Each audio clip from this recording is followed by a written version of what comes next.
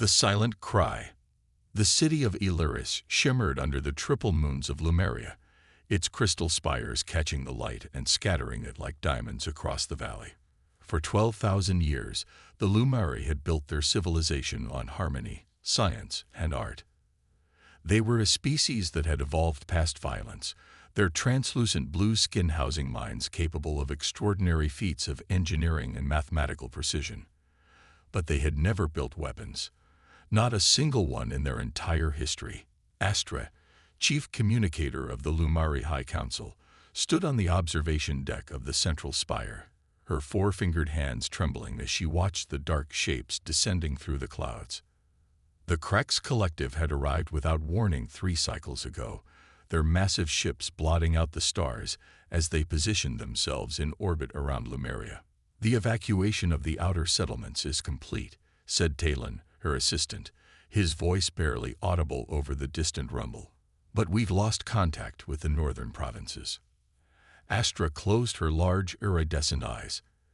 "And the transmission?" "Ready," Talon said, gesturing to the ancient communication array they'd modified over the past sleepless nights. "Though I don't understand why we're using such primitive frequency bands. No advanced civilization would still be monitoring them." "That's precisely the point," Astra replied. "The Collective has blocked all standard communication channels. These frequencies are so old, so obsolete, that they might just slip through." Her delicate features hardened with resolve. "Besides, we're not targeting the Interstellar Alliance. They've made their position clear."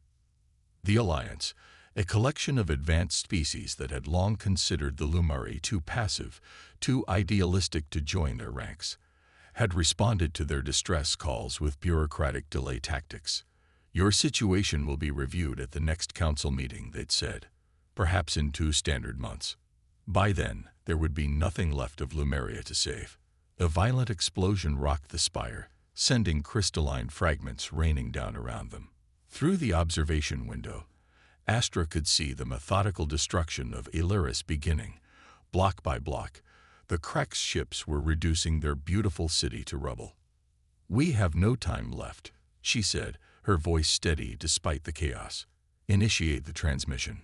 Talon's fingers worked quickly across the control panel. The ancient array hummed to life, its components straining with the effort of broadcasting across such vast distances.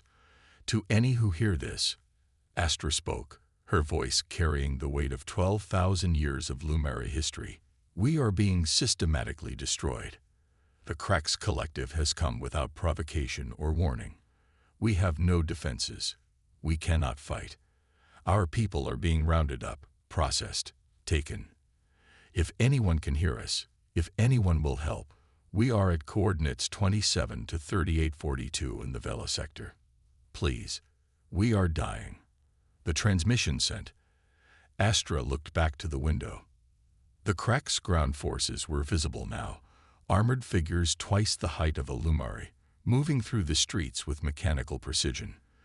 Behind them came the processing units, mobile prisons where her people were being sorted, categorized, and prepared for transport to unknown destinations. "Do you really think anyone will come?" Talon asked, his hope fading as quickly as the lights of their once magnificent city. Astra didn't answer. The truth was, she didn't know. Their desperate call had been sent on frequencies so old that most civilizations would have abandoned monitoring them centuries ago.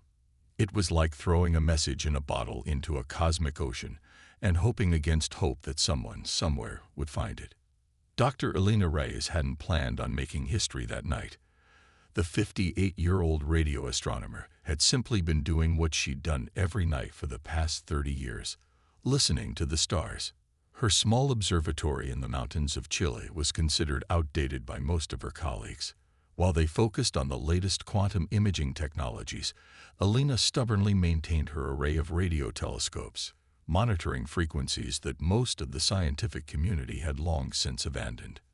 "Sentimental old fool," she muttered to herself, adjusting her glasses as she reviewed the night's data. Her funding had been cut again. This would likely be her last year before forced retirement. As the computer sorted through the cosmic background noise, Alina sipped her coffee and contemplated what she would do with the rest of her life once they shut down her observatory. Then she heard it. At first, she thought it was an error, some kind of interference or equipment malfunction. But as she isolated the frequency and cleaned up the signal, the distinct pattern emerged. Not random noise, not a pulsar or quasar or any natural phenomenon she recognized. Words, a language, a message. Alina's hands shook as she ran it through the translation software she'd developed decades ago.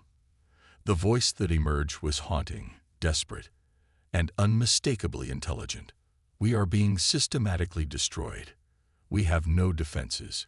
Our people are being rounded up, processed, taken. If anyone can hear us, if anyone will help, we are at coordinates 27 to 3842 in the Vela sector. Please, we are dying. For several minutes, Alina sat frozen in her chair. First contact, the moment humanity had been waiting for, dreaming of, fearing. And it came not as a greeting, but as a plea for help. A distress call from a species facing extinction. With trembling fingers, she reached for her secure phone, the one connected directly to the United Earth Defense Council, a line she'd never once used in all her years of service. "This is Dr. Alina Reyes, Observatory Code Alpha 7 to 94, she said when the line connected. "I need to speak to Admiral Chen immediately. Priority Code Omega. We've received a distress call. From space. They need our help." The emergency session of the United Earth Defense Council lasted less than 3 hours, unprecedented in the organization's history. Representatives from all major Earth nations sat in stunned silence as Dr. Rice played the translated message. Debates about authenticity were brief. The technological signature couldn't be faked, not with current Earth technology. This was real, and humanity had a decision to make. Admiral Chen, a compact woman with steel-gray hair and a reputation for blunt speech, stood before the council. The coordinates placed this civilization, the Lumare, approximately 24 light-years from Earth. With our current experimental FTL drives, we could reach them in 18 days. "And what would we do when we got there?" asked the representative from the African Union. "We've barely ventured beyond our own solar system. We've never encountered alien life, hostile or otherwise. We have no protocols, no precedent for this." "We do have precedent," said Admiral Chen quietly. "Throughout human history, when we've heard a cry for help, we've responded. Sometimes imperfectly, sometimes too late, but we've tried. This isn't a sinking ship or a natural disaster," countered the European representative. "This is potentially walking into an interstellar war we know nothing about." The room fell silent as the council president, Dr. Amal Hassan, rose from her seat. At 72, she was respected not just for her political acumen, but for her background as a historian specializing in human conflict and resolution. "We stand at a crossroads," she said, her voice carrying easily through the chamber. "What we decide today will define humanity not just to ourselves, but to the universe at large. If we ignore this call, this plea for help, what does that say about us as a species? That we are cowards. That we turn our backs on suffering." She paused, looking at each council member in turn. "Or do we answer? Do we show whoever is out there, both the victims and the aggressors, that humans stand against injustice, even when those suffering aren't our own kind, even when it's dangerous, even when it may cost us?" The vote was unanimous. Earth would respond. Captain Maya Takeda had never imagined herself as humanity's representative in first contact. As she stood on the bridge of the UES Thunderchild, watching the stars blur past at faster than light speeds, she still found it hard to believe. 18 days ago, she'd been commanding routine security patrols in Earth orbit. Now she led a fleet of 5 warships, the most advanced vessels humanity had ever built, crewed by soldiers and scientists chosen in desperate haste, but with deliberate care. Approaching target coordinates, Captain, reported Lieutenant Commander Jackson from the navigation console, exiting FTL in 60 seconds. Maya nodded, her throat tight. They had spent the journey preparing as best they could, running simulations based on the fragmented information they had about both the Lumari and their attackers. But simulations were poor substitutes for reality when dealing with completely unknown alien species. "All hands to battle stations," she ordered. "Weapons systems on standby, but not active. Let's not appear hostile until we understand the situation." The ship shuddered as it dropped out of FTL, and the view screen adjusted to show normal space once more. The sight that greeted them stole the breath from every person on the bridge.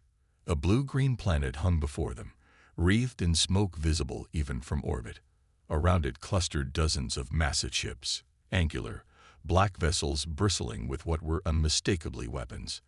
The planet's surface was marred by dark scars that Maya recognized immediately as the aftermath of orbital bombardment. "My God," whispered Commander Ling from the science station. "They're systematically destroying the entire planet." Before Maya could respond, the communications officer called out, "Captain, we're being hailed by the largest vessel." Maya straightened her uniform. On screen, the creature that appeared on the view screen was reptilian in appearance, with dark scales and 4 yellow eyes set in a broad, flat head. Its voice, when it spoke, was translated through the ship's eye with a metallic echo. "Unknown vessels, you have entered territory claimed by the Cracks Collective. State your purpose and prepare to be boarded for inspection." Maya stepped forward, her face composed despite the quickening of her pulse. "This is Captain Maya Takeda of the United Earth starship Thunderchild. We are responding to a distress call from the Lumari people. We demand that you cease your hostilities immediately." The Cracks commander's multiple eyes blinked in what Maya interpreted as surprise, followed by amusement. "Earth, we have no record of your species in our database. You appear to be using primitive technology. This is not your concern, small beings. Depart or be destroyed along with the rest of this worthless world." "We will not depart," Maya replied, her voice level but firm. "And the Lumari are now under Earth's protection." The Cracks commander actually laughed, a harsh, grating sound. "5 tiny ships against our armada. You are either very brave or very stupid. Perhaps we will study your species after we've finished with the Lumari." The transmission cut off abruptly. Commander Ling looked up from his console, his face pale. "Captain, they're powering up weapons systems. 3 of their destroyers are breaking formation to intercept us." Maya took a deep breath. Humanity's first interstellar war was about to begin. "Send the signal to the fleet," she ordered. "Execute battle plan Athena." As the Cracks destroyers approached, confident in their superior size and technology, the human ships did not retreat. Instead, they accelerated forward, on a direct course toward the heart of the alien fleet. Thunder answers. The Cracks destroyers fired first, massive energy weapons that should have torn through the human vessels with ease. But Captain Takeda had anticipated this, studying the Cracks' weapon systems during their approach. "Evasive pattern Delta," she ordered, and the Thunderchild wheeled impossibly fast, the experimental inertial dampeners straining as the ship performed maneuvers no Cracks vessel could match. Across the fleet, the other Earth ships responded with similar agility, dancing between the deadly energy blasts like lightning between storm clouds. "They're slow," Lieutenant Rodriguez observed from tactical. "Big guns, but their targeting systems can't keep up with our movements." "Return fire," Maya commanded. "Target their weapon emplacements only. Let's show them what Earth brings to a fight." What the human ships lacked in size, they made up for in precision and innovation. The UES Valkyrie, under Commander Singh's leadership, deployed a swarm of micro-missiles that attached to the lead Cracks destroyer's hull before detonating simultaneously, disabling its primary weapons array without breaching the core hull. The Cracks had never encountered such tactics. Their warfare was blunt, overwhelming, relying on superior firepower rather than finesse. Against less advanced civilizations like the Lumari, This had always been enough. But humans had been fighting each other for millennia. They understood asymmetric warfare, guerrilla tactics, the art of defeating a larger enemy through superior mobility and unexpected strategies. On the Thunderchild's bridge, Maya watched as the first Krax destroyer drifted, powerless, its weapons disabled. "Broadcast on all frequencies," she ordered. "To the Krax Collective. This is your only warning. Withdraw from Lumari space immediately, or we will be forced to escalate our response." The answer came in the form of 12 more Krax vessels breaking from the main fleet, accelerating toward the human ships with weapons charged. Maya nodded grimly. "So be it. All ships, execute Phase 2. The 5 human vessels split formation, each pursuing a different trajectory that appeared random to Krax sensors. What the aliens couldn't know was that Earth scientists had worked feverishly during the 18-day journey to develop countermeasures based on the technological signatures gleaned from the Lumari transmission. As the Krax fleet fired again, the human ships released clouds of specialized particles that scattered the energy weapons beams, reducing their effectiveness by nearly 60%. Simultaneously, the Earth vessels launched their own attack, not with brute force, but with surgical precision.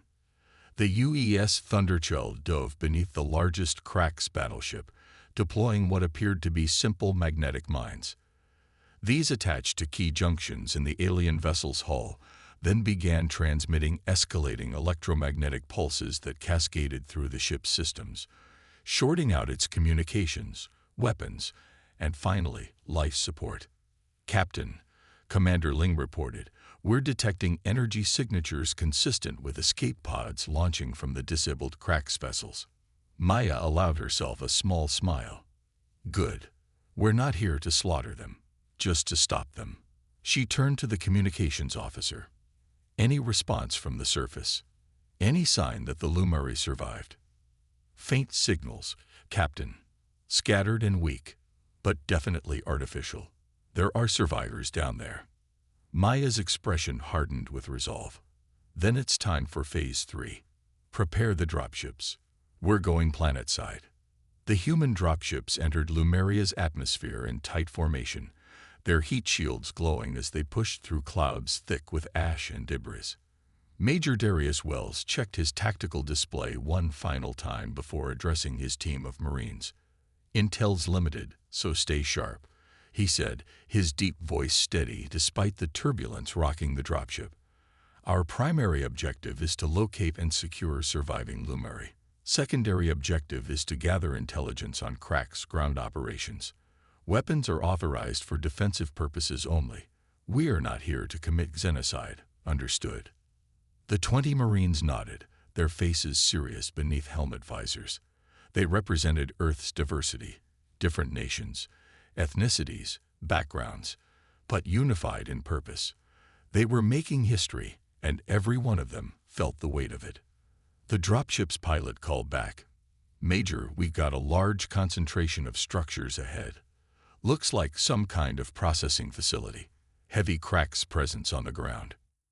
Darius moved to the cockpit and studied the tactical display. Below them stretched a sprawling compound surrounded by high-energy barriers. Within its confines, he could make out thousands of small heat signatures, different from the larger, hotter Krax biosigns. "That's where we start," he decided. "Set us down half a click away, behind that ridge. We'll approach on foot." As the humans made their way toward the compound, they got their first close look at Lumeria. What must have once been a beautiful landscape was now scared and burning. Crystal structures lay shattered, their fragments glittering among the ashes. The air itself seemed to mourn, carrying strange harmonics that the Marines' translators couldn't quite process. "Movement ahead," whispered Sergeant Alvarez, the squad's point woman. "Large figures, must be Krax ground troops." Through his scope, Darius observed the aliens for the first time up close. The Krax stood nearly 9 feet tall, their bodies protected by some kind of exoskeletal armor that seemed partially biological, partially technological. They moved with surprising grace for their size, patrolling the perimeter of the compound with plasma weapons at the ready. I count 12 guards at the main entrance, Darius reported. We need a distraction. Corporal Chen, the team's tech specialist, pulled out a handful of small devices. Sonic disruptors, sir, calibrated to Crack's hearing range based on their physiology. Should buy us about 3 minutes of confusion. Deploy them on my mark, Darius ordered. Team Alpha with me. We breach the east wall while they're disoriented. Team Bravo, secure our exit route. When the disruptors activated, the effect on the Crack's guards was immediate and dramatic. The massive aliens clutched at their head regions, some dropping their weapons as they staggered in obvious pain. The humans moved in swiftly, stunning rather than killing the disoriented guards. Within minutes, they had breached the compound's perimeter and gotten their first look at the Lumari. What they saw stopped them cold. Thousands of slender, blue-skinned beings were confined in transparent cells. Some stood motionless, their large eyes vacant. Others pressed against the barriers, watching the humans with desperate hope. Their fragile bodies showed signs of experimentation and abuse. Surgical marks, missing limbs, strange implants protruding from iridescent skin. Jesus Christ, whispered Sergeant Alvarez. They're not just conquering them, they're harvesting them. Darius forced himself to focus. Chen, get these cells open. Alvarez, establish a perimeter. Rodriguez, contact the Thunderchild. Tell them we need immediate medical evacuation for civilians. Multiple casualties. As the cells opened, the Lumari emerged cautiously, their movements fluid despite their injuries. One approached Darius directly, taller than the others, with elaborate markings across its facial structure that he guessed indicated some kind of leadership status. You came, the Lumari said, its voice translated through Darius's comm system. You heard our call. We heard, Darius confirmed. I'm Major Darius Wells, United Earth Marines. We're here to help. The Lumari placed a 4-fingered hand over the center of its chest. I am Astra, Chief Communicator. You are, not like any species we know. Where do you come from? Earth. About 24 light years from here. Astra's large eyes widened. So far. And yet you came when species much closer refused. A tremor ran through her slender frame. Why? What do you want from us in return? The question caught Darius off guard. Want? Nothing. We heard someone who needed help. That's enough for humans. Before Astra could respond, an alarm blared throughout the compound. Corporal Chen looked up from the terminal he'd hacked. Sir, we've got a problem. This facility, it's just one of dozens, and they're all connected to something the Cracks call the Ascension Project. Some kind of massive biotech experiment using Lumari physiology. Darius turned to Astra. What do they want from your people? The Lumari's expression conveyed deep sorrow. Our neural structure. Our species evolved with a unique form of biological quantum entanglement within our brains. The Cracks believe they can harvest this property to create instantaneous communication across unlimited distances, a technological advantage that would make them unstoppable in their conquest of the galaxy. The implications hit Darius like a physical blow. If the Cracks succeeded, no world would be safe, including Earth. Chen, download everything you can from their systems. Alvarez, get these people to the evacuation point. He activated his comm. Captain Takeda, we've got a situation. The Cracks aren't just conquering. They're using the Lumari for biotech experimentation. If they succeed, Earth could be next. Maya's voice came through, steady despite the gravity of the news. Understood, Major. New priority. Locate and neutralize their research hub. We'll provide orbital support. There, Astra said, pointing to a holographic map Chen had activated. The central node. All research flows through there. It's heavily guarded, the collective's most valuable asset on our world. Darius studied the location. A massive structure built into a mountain range several hundred kilometers north. Can you guide us there? Astra straightened, determination replacing fear in her luminous eyes. Not just guide you, fight with you. The Lumari have never built weapons, Major Wells, but we are quick learners. The assault on the central node came 12 hours later. By then, 3 more human dropships had landed with additional Marines and equipment. The Lumari, who were strong enough, had been given crash courses in human weapons technology, proving startlingly adaptive despite their peaceful history. In orbit, the battle had reached a stalemate. The human ships had disabled or driven off nearly a third of the Cracks fleet, but couldn't press their advantage without risking destruction. Everything hinged on disabling the central node. Captain Maya Tekive had joined the ground forces for this critical mission, leaving Commander Ling in command of the Thunderchild. Now she stood beside Major Wells and Astra, studying the node through high-powered optics. 3 layers of defense, she observed. Automated turrets, energy barriers, and at least 100 Cracks elites guarding the inner sanctum. Frontal assault would be suicide. We don't need to go through the front, Astra said quietly. There's another way. She pointed to a crystalline formation half hidden by the mountain's curve. That's a natural growth. The Cracks built around it because they couldn't remove it without destabilizing the entire structure. But what they don't know is that all Lumarian crystal formations are connected through subsonic harmonics, with the right frequency. Maya raised an eyebrow. You can open a back door. Astra's mouth curved in what might have been a smile. Precisely. The plan came together quickly. A small team would infiltrate through Astra's crystal pathway, while the main human and Lumari forces mounted a diversionary attack on the node's main entrance. As dawn broke over Lumeria's ravaged landscape, the battle began. The diversionary force struck with everything they had, human plasma rifles and improvised Lumari energy weapons, creating a spectacular light show that drew Cracks forces to the front gates. Meanwhile, Maya, Darius, Astra, and a select team of specialists slipped through the crystal passage that Astra had opened with nothing more than a specific humming tone produced by her vocal apparatus. The interior of the central node was a nightmare of stereo efficiency. Transparent tubes filled with blue fluid lined the walls, each containing a Lumari brain, still living, connected to a complex network of machinery. The sight sent a wave of nausea through the human team members. They're still conscious, Astra whispered, her voice breaking. They can feel everything. Maya's hand tightened on her weapon. Let's end this. Where's the central control system? Astra led them deeper, past laboratories where Cracks scientists were so absorbed in their work they didn't immediately notice the intruders.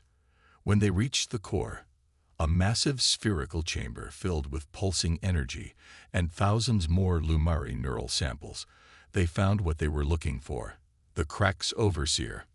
Larger than the other Cracks, adorned with cybernetic enhancements and surrounded by guards, the Overseer looked up from a console as the humans and Astra entered. Its yellow eyes narrowed. Primitives, it said, the translation coming through the humans' comms with a hint of disbelief. You actually managed to reach this far. Impressive, but futile. The Ascension project is already 70% complete. Soon, the collective will transcend the limitations of normal space-time communication. Not today, Maya replied, her voice firm. Release the Lumari and withdraw from this world, or we will destroy this facility with you in it. The Overseer made that harsh laughing sound again. You have no concept of what you're interfering with.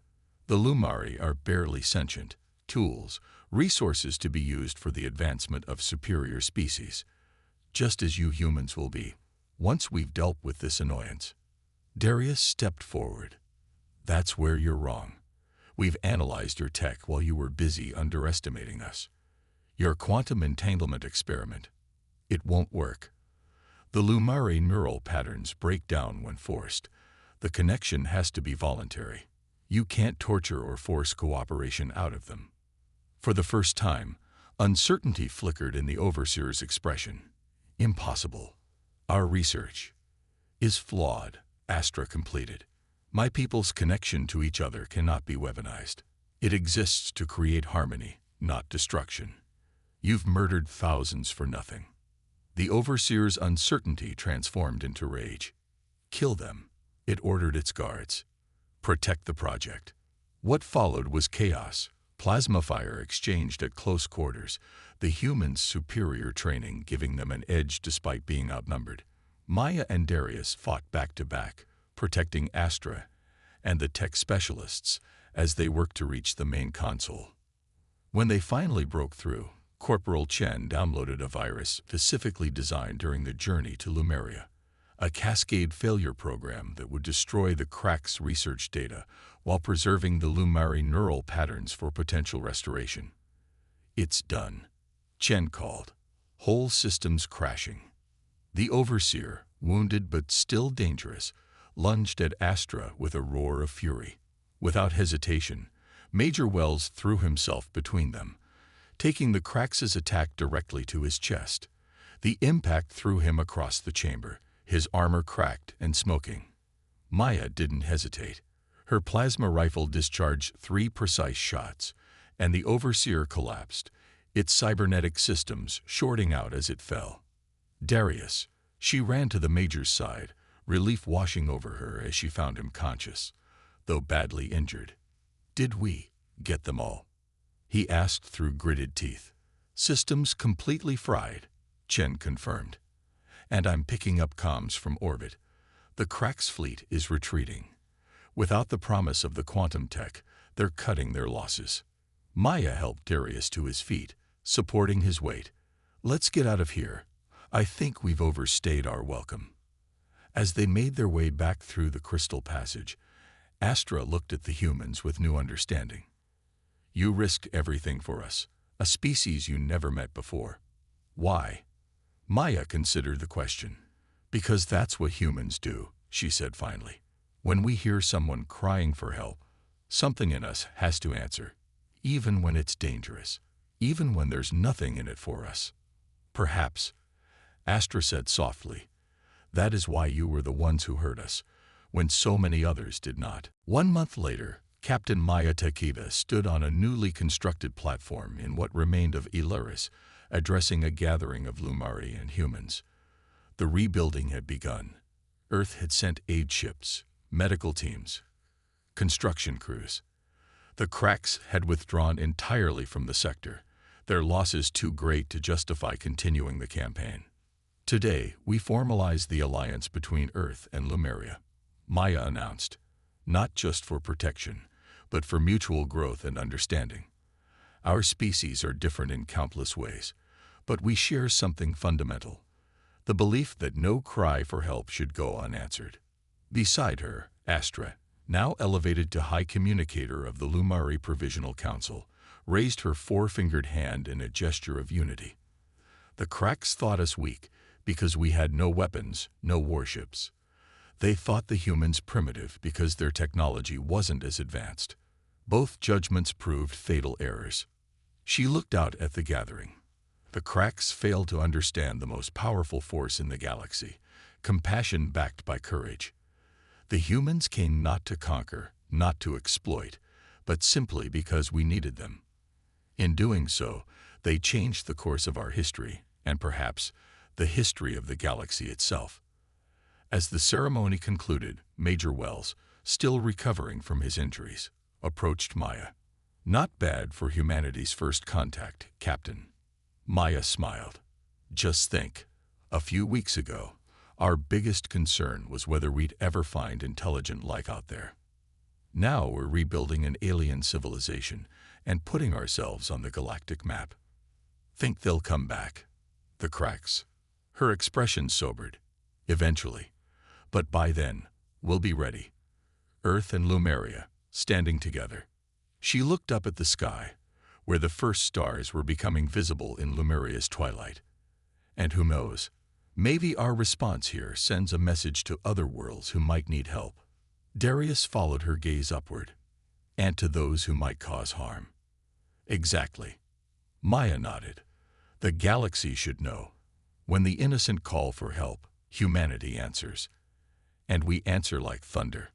Around them, the crystal spires of Illyris caught the last light of day, no longer just reflections of beauty, but beacons of hope, monuments to what could happen when a desperate cry was heard across the stars, and humanity arrived like a storm.